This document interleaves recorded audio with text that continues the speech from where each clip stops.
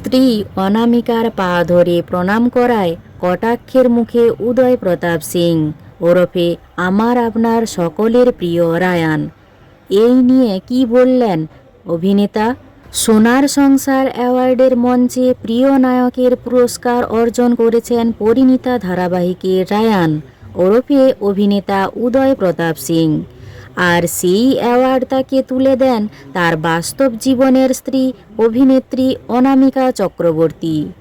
উদয়ের জন্য সেরা প্রাপ্তি ছিল।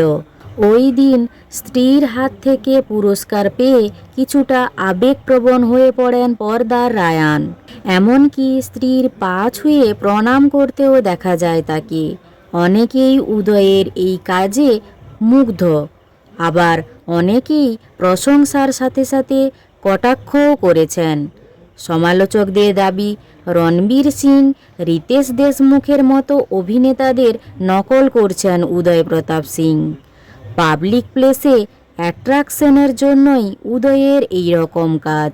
সত্যিই কি বলিউডের নায়কদের দেখেই উদয় এই কাজ করেছেন?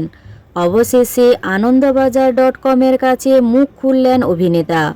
উদয় জানান, আমি কাউকে দেখে বা কারুর থেকে অনুপ্রাণিত কিংবা প্রভাবিত হয়ে কিছু করিনি। এটা আসলে আমার পারিবারিক শিক্ষা। যেভাবে আমি বড় হয়েছি সেখানে ছেলে মেয়েদের মধ্যে বিভেদ দেখা হয় না। আসলে সেদিন অনামিকার পা ছুঁয়েছিলাম অন্তরের শ্রদ্ধা ও ভালোবাসা থেকে।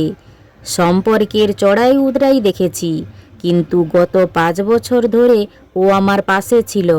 আসলে আমি আমার চেয়ে ছোটদের পা ধরতেও কুণ্ঠাবোধ করি না। আর যদি লোককে দেখানোর জন্য কিছু করি সেটা দর্শক ধরে ফেলতো। আনন্দবাজার.com-কে উদয় আরও জানান, আমি কখনো এটা দাবি করব না যে আমি ভীষণ ভালো স্বামী। আমি শিখছি, চেষ্টা করছি। প্রতিটা দিন সকলেই আমরা চেষ্টাটা করতে পারি।